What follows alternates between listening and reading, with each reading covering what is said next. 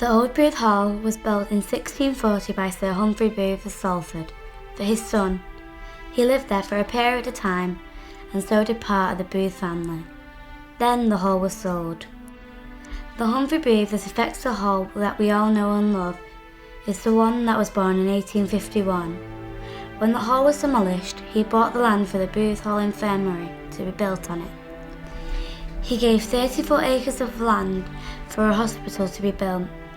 At first it was for the sick and poor in the area of the Prestwich Union Poorhouse. It was then given to the sick and poor children of Manchester, and that's what it did. It most certainly looked after the sick and poor children of Manchester. Thanks to Sir Humphrey Booth, we had Booth Hall Hospital. The situation of the hospital was absolutely perfect because it had the club in front of it and it had the woodland and the farmland behind it. And the grounds themselves were beautiful. They were beautifully kept. There was the trees, but all the borders were planted out with plants and they were perfect. It was lovely grounds, and they weren't men when you used to take kids out for a walk. Sun's out, they're here. And we had our own pet squirrels, Mission Impossible. Oh, they were lovely. And in the spring, we had beautiful blossom and beautiful roses that the gardener, Joe the gardener, looked after. They used to have a club on the grounds. And the doctors, well, the young doctors, the medics as you might call them, used to do a pantomime every year for the staff. And it was a good laugh because everybody'd like drop up. And they also used to have a tennis court where, you know, they used to have tennis, you know, so... And the grounds were really lovely. You know, they used to have a balcony on some of the wards, so the children could go on the balcony and you could see all the clough. The outlook was beautiful. We had a little chapel in the grounds, which was formed the Nurses Christian Movement, and we used to go and have little services there every week. It's just like a little chapel behind the home. When I first went there, as I literally was, my father was driving me up the drive, there was Jill and Ginger, the two ponies, trotting down with the little cart they used to give kids rides, because they were in for so long. Jill and Ginger used to take them round.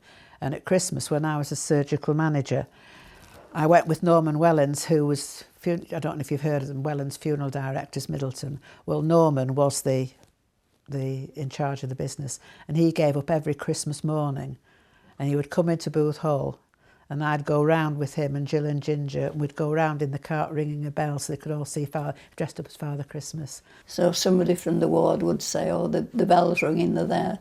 So if children were well enough to walk up the corridor or be taken in a wheelchair, we'd take them up and he'd help them get into this pony and on this trap and take them for a ride all around the grounds.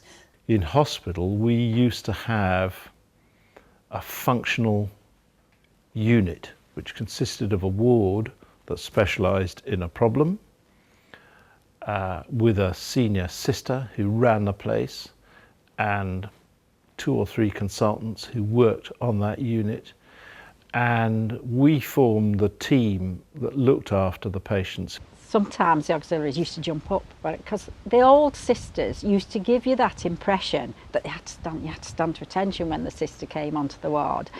And I've never been like that. No. And one lady, she would always insist, even if I see her now in the street, she always said, well, hello, sister, you know.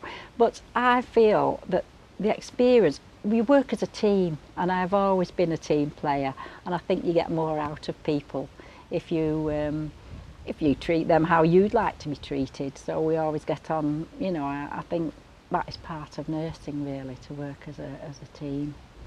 We all worked together, we worked as a team together, all of us. If there was, I'm going back years ago in the old days, when it was, if one ward was very busy with, say, a lot of feeds, well, somebody would go over and help them with them feeds. You know, if you had a lot of babies in, you'd all muck in together and help one another. There was no distinction between, you know, cleaners, porters, nurses. I think everybody just respected each one for their job, because without cleaners they couldn't have run the hospital. There was a great atmosphere amongst the staff at Booth Hall, and the children were always first. There was a camaraderie about the place which extended beyond that, because we did all work as a team, and the nurses and the doctors worked together as a team, whether it was on their ward or whether it was in the A&E department. There was more of a family atmosphere. I think that although there's a lot of emphasis on teamwork, I think teamwork generally comes from relationships rather than from organisation. It seemed to be like one great big family. I think that's because once you got into the hospital, it was one main corridor, and all the wards were off that corridor. So as you were walking down the corridors, you knew everybody, you got to know everybody. You were part of a family, and being at Booth Hall, everybody was part of that family. Well, there are many characters. I remember Tommy the Porter, and he often, I think, was Father Christmas at Christmas time, and the children used to wonder why they had an Irish Father Christmas, which always amused me. Our chief nurse, they used to call them number 7s and number 8s when we began, and you knew when she were coming on with her footsteps, and you'd be like, right, stand by your beds. But she was ever so nice, but you're frightened of them. And Marjorie at Switchboard, who was an amazing character, who was the font of all knowledge, who knew where everybody was, what everybody was doing, and she, I'm sure, saved many lives because she knew exactly who to call and when. We had a ward sister, senior sister, called Judith Ellis, who was probably the most exceptional children's nurse that I've ever worked with. Absolutely brilliant. Sister Wilde, one of the night sisters who I had to work with many times as a junior doctor, and there was Sister Brunton who worked on Ward 5. Many characters, and in the laboratories we had Warren, who was in haematology, and he would do anything for anybody, and we had Paul Connor, who was in microbiology, and he also was always willing to help. Frances Binns, I never forget her, and Professor Davis. Professor Davis was my child's doctor throughout, and he stayed down in Manchester, even though he was obviously based elsewhere. They managed to get him to come to us. We didn't have to fly and go and get him. He flew to us. I don't know if Professor Davis is alive today, but what a lovely gentleman he was. Yeah, it was lovely. And Frances was just a little nursery nurse that was as sweet as anything. Dr. Hosell, who then became Professor Hosell, and he was always very charming on the whole, and he was just like a little Swiss watchmaker. We had another surgeon who was quite exceptional called Adrian Bianchi. He in fact started off in the plastic surgery team as a trainee and later became a paediatric surgeon, did some very exciting research on lengthening the gut in children who'd been born with short gut. He really was the world leader in developing an operation to treat those children. There was Miss Caroline Doig. She was a consultant paediatric surgeon, and she's a very tall Scottish lady, and she was a tremendous role model, I think, for women who wanted to go into paediatric surgery. She was a general surgeon, and I swear you could tell when Miss Doig was in a bad temper because all the junior doctors used to creep down the walls of the corridor. There was a great big long old-fashioned NHS corridor in Booth Hall, and you could see them sort of creep in, you know. Miss Doig says, and I thought, oh God love them. She's been giving them the edge of her tongue again. We had another doctor that was Australian who used to ride up and down the department on roller boots. Miss Caris Bannister was another fantastic person. She was a paediatric neurosurgeon who lived up at the hills outside North Manchester. And she was absolutely wonderful lady, and if you saw her, you just wouldn't think, you wouldn't no way think that she was a neurosurgeon. She used to come onto the wards with her welly bobs on, the dogs trailing behind her. She used to bring the dogs with her. Like the Queen with corgis.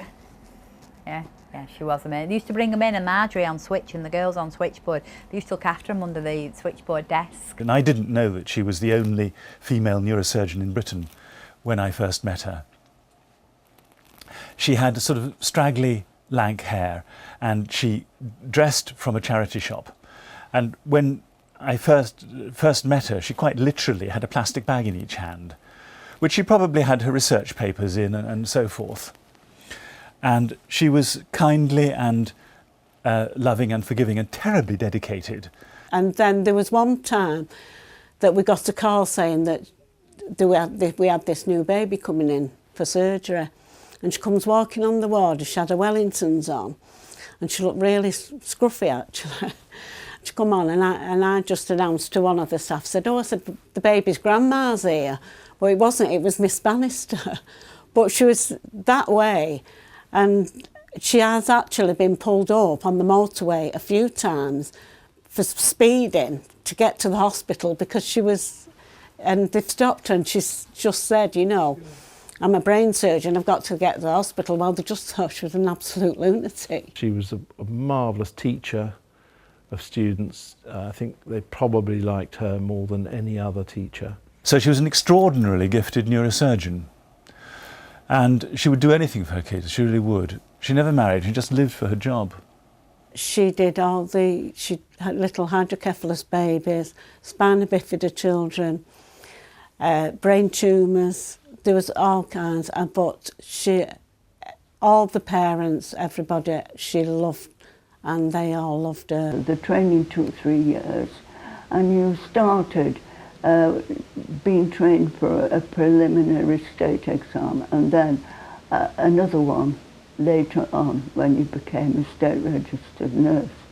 So I went straight to Booth Hall at 16 from school, from the grammar school, and there was about a dozen of us, and we started at 16, and of course we had to do the 2 years before we could start our nurse training. But we helped on the wards, did messages, lots of cleaning, so we always had raw hands. When you went on the ward properly, you had a rota, and on every ward there was a training nurse, a first year nurse, a second year nurse, a third year nurse, an acting staff nurse and a sister. And each one of you had your own jobs to do. And so you knew exactly what you were responsible for. And nobody else was responsible for that, only you. So if anything went wrong, you knew exactly who had done this. So everyone had to live in. So there was great comradeship and lots of fun in the home, and we had to spend time in the nurses' recreation room, which was a huge room with lovely fires on either side and big floppy settees. We spent time in each other's room, the whole gang of us, nattering and having lots of fun. The training that I did is very different to the training they do today. We needed a basic training at school, obviously, but you did an entrance exam, which was maths and English. But now the nurses need a degree. But we went into nurse training, and we went into what they called a preliminary BROC, PTS, preliminary training school. And you're in there for 6 weeks, and you learn how to make beds and how to do injections. So all the basic bed baths, all the basic nursing care you did in that first 6 weeks, and then you were let loose on the wards. You allocated your wards. The ladies in the canteen used to sort of treat them like your mother would treat you, you know, they'd make sure you were eating your dinner and things like that. So, and you didn't have to pay for your meals at all then. So it was like home from home. In the 1940s, you went to the dining room, and the dining rooms were laid with white linen tablecloths. Each year had its own table, and you couldn't go on anybody else's table. You walked up the corridor in order of rank. So the sisters would lead. If you were going to lunch, the sisters would lead, and you'd go behind the mere auxiliaries and cadets at the back. And the sisters had their own dining room, sisters' dining room, so they kept very separate from us. Everything was yes sister and no sister and 3 bags full sister, and you call the consultants Mr. such and such a body. Do you know what I mean? And used to say, sister, I'm back from dinner, and sister, can I do this? And sister, is it all right if I go to the toilet? Do you know what I mean? And that was the old days. You'd have staff nurse on. Say you might only have 2 or 3 staff on at night. Now the student nurses used to have to come on, and that was their training. They used to just have to do what they had to do. But we didn't actually have training, really. But you did it, you got on with it. You know, if a poorly baby just needs cuddling, nurturing, feeding and looking after. And that's what they need, don't they, really? The NVQ, which was for the auxiliaries to learn. But I'll tell you, it was so complicated. It was just absolutely ridiculous. And that was, say, they had a level 1, 2 and 3. Now level 2 would be the one we did. And that was to be what we already were when we'd finished it. Do you know what I mean? And even the nurses used to say that the nurse training was easier. But it was very much apprenticeship style of training and learning, where you shadowed the older consultants, more mature consultants, and they gave you a lot of good information face to face about how to manage situations. The patients were fantastic. The families in North Manchester would just tell you as it was, and the children would exactly tell you as it was, and that was a very good experience for me. Well, an average day was, as I say, we did shift work, and the days that we were in, we'd look after the children, like if it was a morning, bathing them, getting the breakfast, seeing to them. In those days, they all had to have a bath. Because we must have regarded all children as being, I would imagine, needing to have a bath, which they didn't, but the poor little things had to come in and have a bath. The first thing you'd do in the morning was to go and see the toddlers, because they were always standing up against the cot sides waiting for somebody to go and say hello to them and feed them. We'd walk them down the unit in a pram if they were a baby, and we'd be going all sorts to make them laugh, you know. And if they weren't in pain and they were young children, it did seem to help with them. When you went on the ward in the morning to start off, you all went round the desk and a ward report was given on every patient on that ward. No nurse had their own patients. Everybody knew about everybody else. The work on night duty was fairly stressful, really, from a staffing point of view, because to staff 14 wards was really quite something. So I used to go in very early and take a report, then sort all the staffing out. And it was very unfortunate because when the patients were ill, you had to move staff from their comfort zone into other zones, which they didn't really appreciate at the time. We used to go to the nursing officer's office first thing to get our areas, which area we were going to work in for that night, and tell us any problems that were in that area. Then we go to switch, collect our bleep and disappear down to the wards. We do a round of the wards first thing, check that if there were any problems that needed sorting out first thing. And then about 11, 12 o'clock, there used to be the doctors came round with the students at night, and the night sister would walk round, and they knew every child in that hospital. Used to get there for 8 o'clock in the morning, and sometimes used to forget to send me home, and I went home at 7 o'clock. But actually it was working with children, and there was a 35 bedded ward when I started, and children 0 to 16 of all kind of things, and you got to know them. I'd go in the morning, I'd get all my books out and everything, get everything ready for the first patient coming in of the day. Like I said, because it was accident and emergency, we were on the forefront of everything. We don't actually have anything to do with patient care directly. It was our job as administrators to make sure that those caring for the patients could do the job efficiently and had all the equipment that they needed. We had to sort all the linen out, look at all the sheets, check them to make sure the sheets were clean, because sometimes they came back from the laundry still dirty. And then we had to wait for the list coming from the wards, and then we packed whatever linen the wards wanted, and the porters took them out.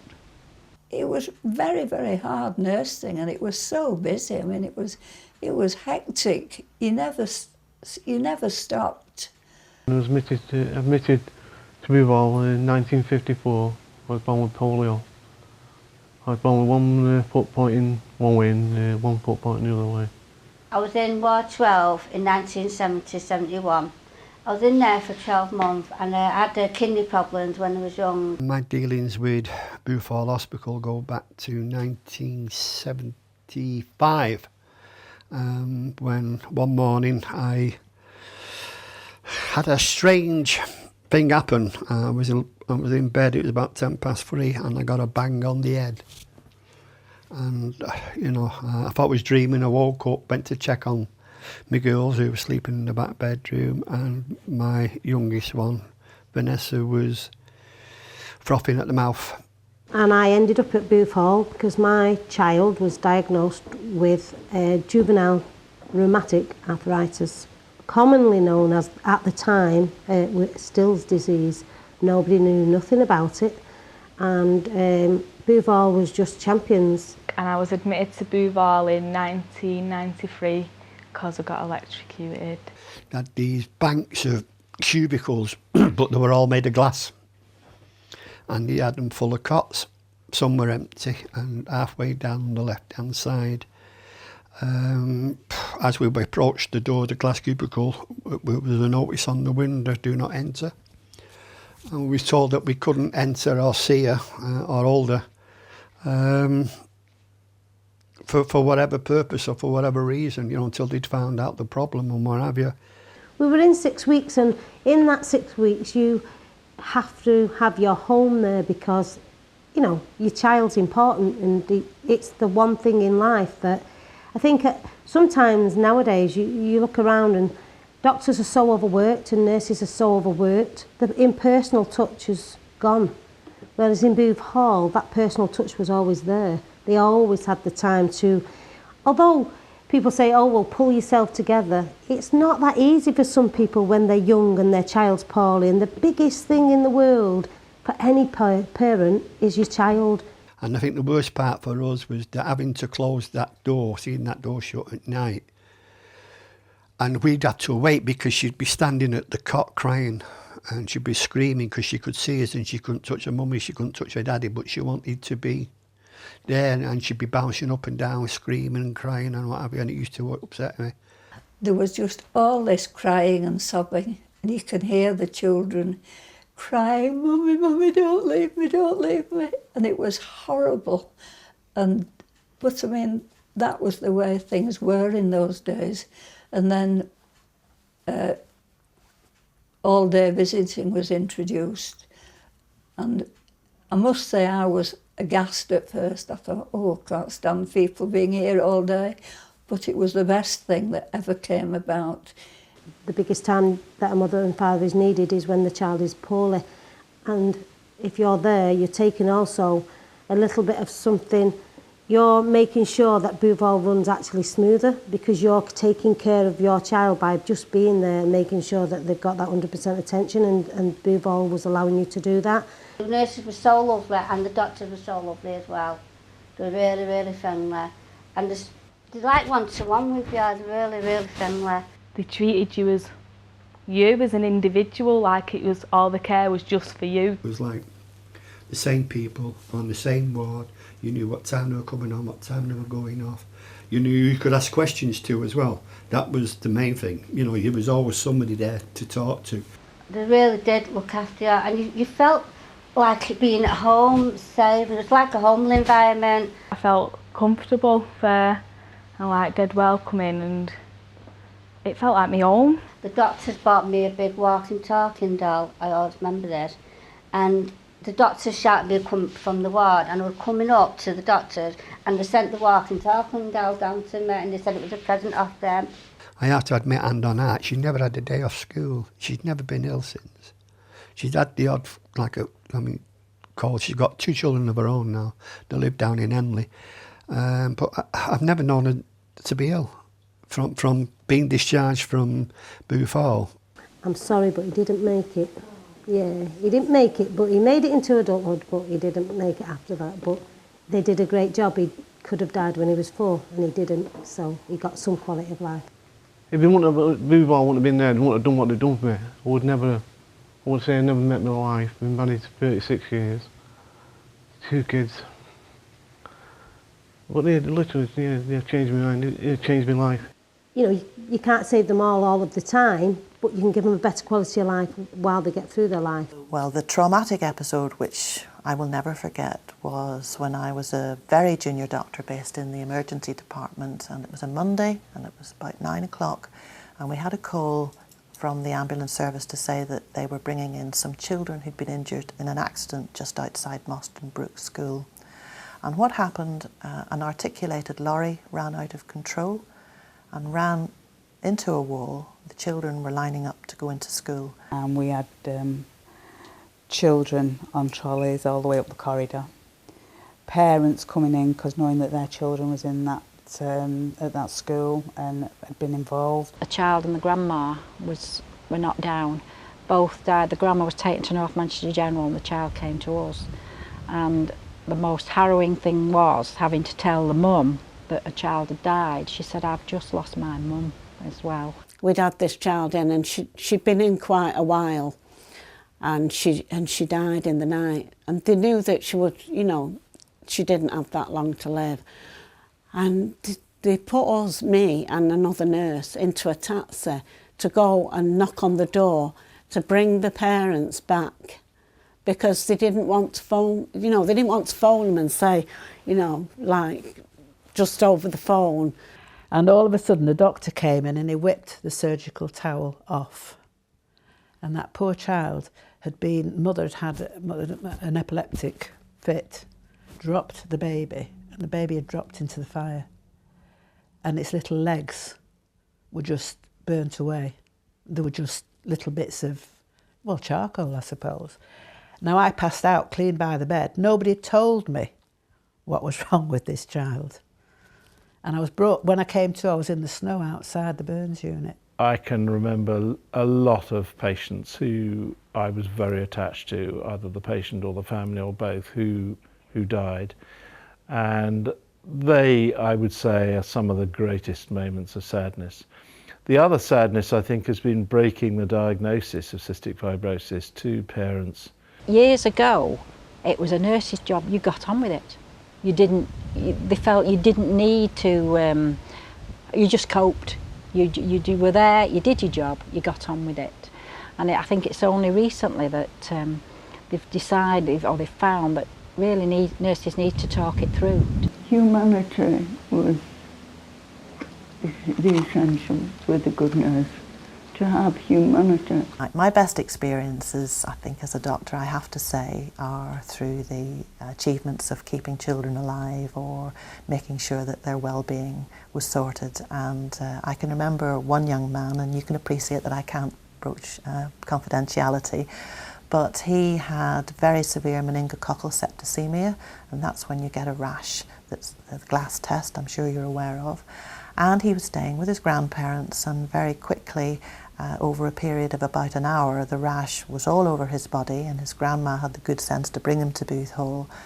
But it became what you call the fulminating variety of meningococcal disease, and he was covered in this rash, and areas of skin started to darken, and we were very concerned that those areas of skin would not survive, and in fact that's what happened. So he got through these dreadful days initially, managing his fluid balance and the infection, but then afterwards he had a very protracted course, which I think took up to 3 months of skin grafting for most of his body surface due to this condition. But I always remember that he survived, and he was a very positive young person. If you had meningitis, that was it. There was no hope of getting better. And we had a Canadian who'd been in the medical corps, and they wrote to the army and they gave us permission, and we had enough penicillin because it was it was only used in the army. They weren't used on ordinary patients. And they actually, we got just enough. But the point was, when you think about, you were dressed up. They were dressed up, and they were gowned, and they were gloved, and everything, just as though they were going to theatre. And they all walked down to this cubicle, and it was priceless, that penicillin.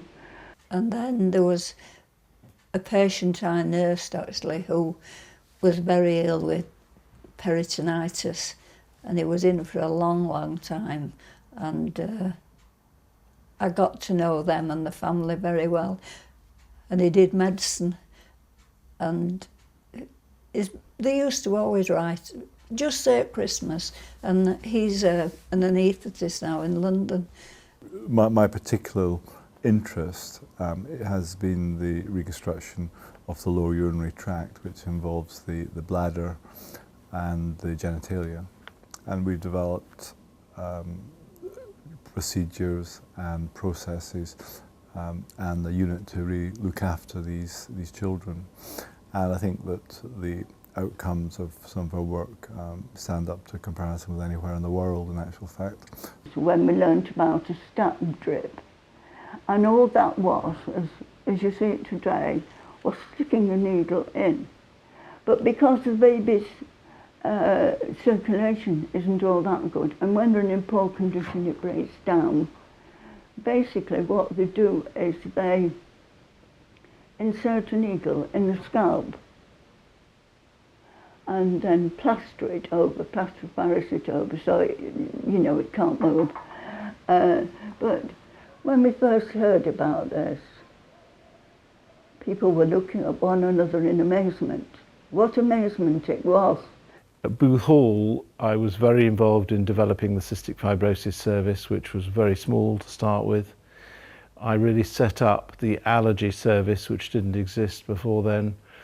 I was particularly interested in children with eczema and developed a special service for children with eczema, which was at that time pretty unique.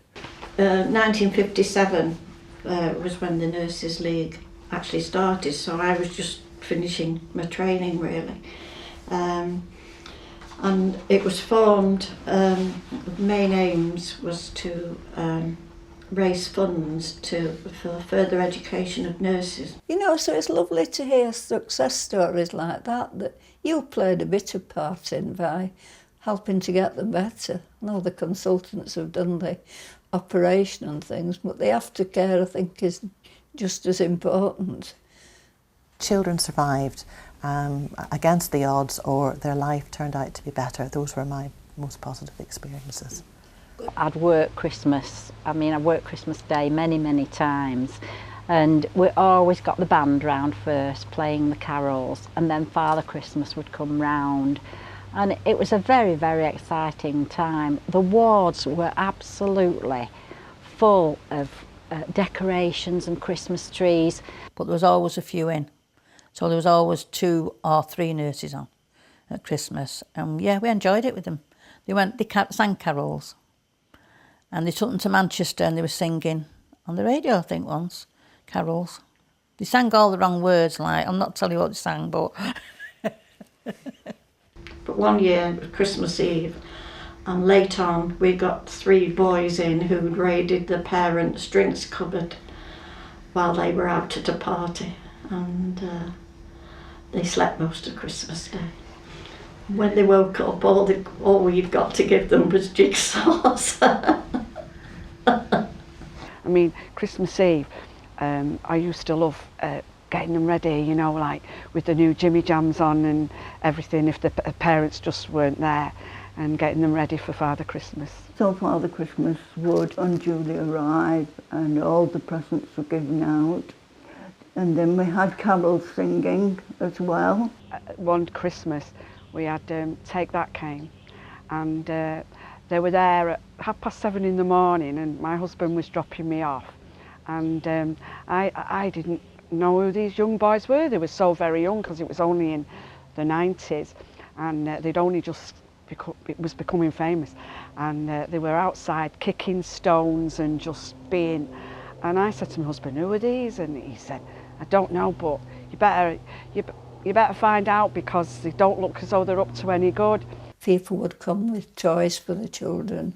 Manchester United and City used to always come to see the children and give out presents for them. So that was always a big thrill. One big change, of course, was the start of the National Health Service, because that was a huge thing and quite an achievement for, obviously we're all very proud of our health service, and rightly so, because there's no other service in the world quite like this. It didn't work out quite as and Aaron Bevan was the architect of the service in the Labour government in those days, and it didn't work out quite as he suggested.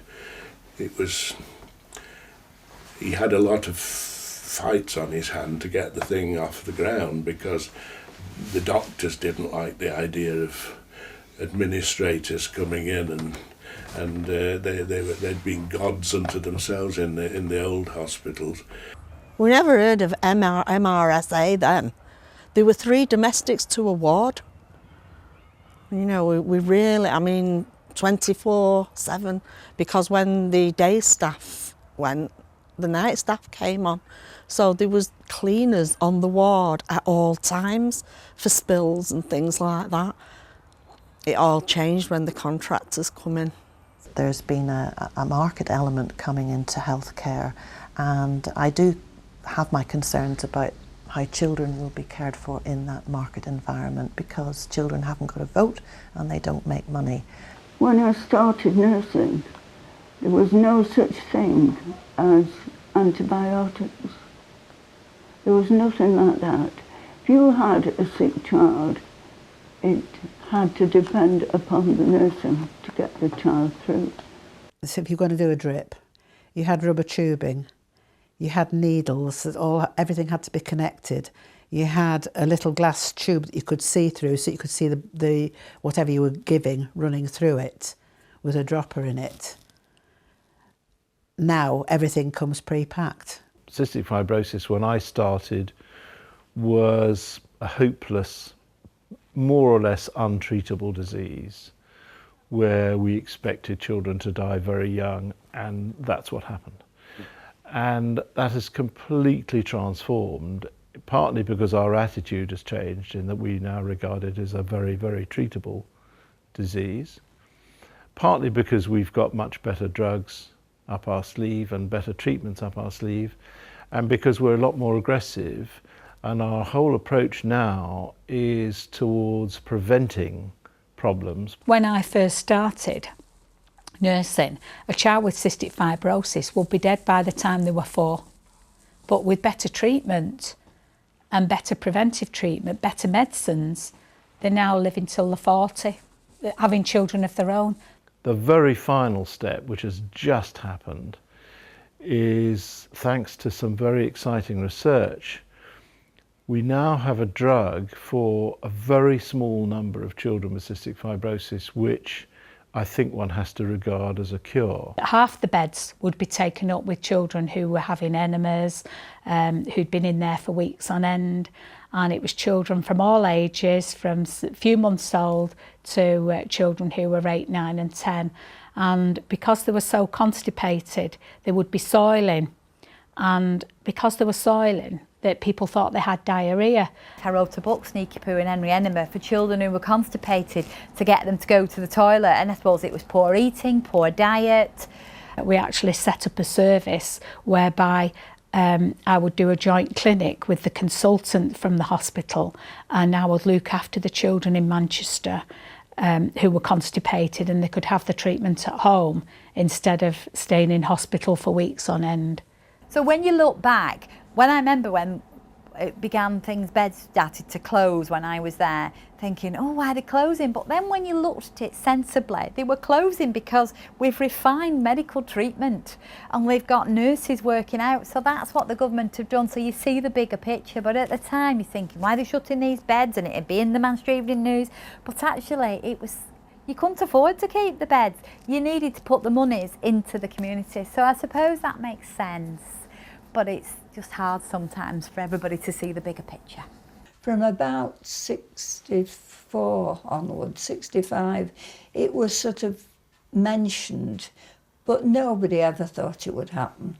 It's just something people talked about, but it was just, Booth Hall was there, it was solid. And we went on a march to London. There was coach loads of us, doctors, nurses, cleaners, porters, and we all marched through London, holding up all the traffic with our banners and what have you, to keep Booth Hall open. So they asked everybody to turn up on this specific Sunday morning at 10 o'clock, and we was going to walk from Booth Hall with our banners, Save Booth Hall, and walk all the way to Middleton and you know, make it known that we was fighting for Booth Hall. When it came up in the press that we were going to close, we really fought for it, because I think taking away a facility from Manchester, well, moving it to central Manchester, to me, didn't really make sense. But it had got old, it had got tired, and it needed to have a rejuvenation. And that was probably what's sad to see other people as well. Families would be saying, oh, this is really sad, you know, and staff leaving and migrating and things like that. And I think that was perhaps became sad then, and seeing it when it just became weary. There were parts of the building which were unique, and I do hope somehow went to somebody somewhere who was interested in that degree of heritage, because there were lots of parts of it which were absolutely beautiful, and the gardens were beautiful too. So by walking around it for me was quite good therapy, actually, to say goodbye. But when it closed, it was one of the saddest days of my life. The number of people that I see now said, oh, it's terrible now, we've either to go down to North Manchester or we really miss Booth Hall. And everybody here has been in Booth Hall at some time or another. To have the new Children's Hospital was an incredible opportunity for Manchester and for its children.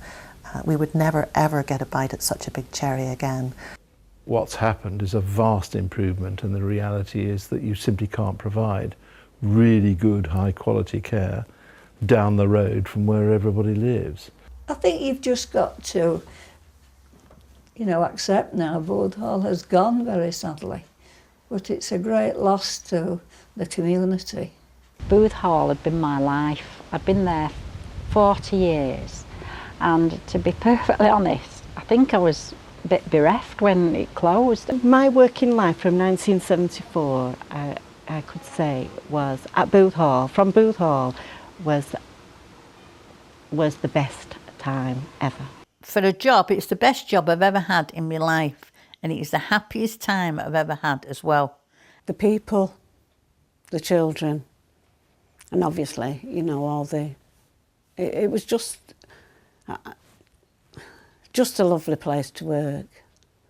It was a very successful, very happy hospital that was hugely valued by the people who lived not only nearby but in the northwest.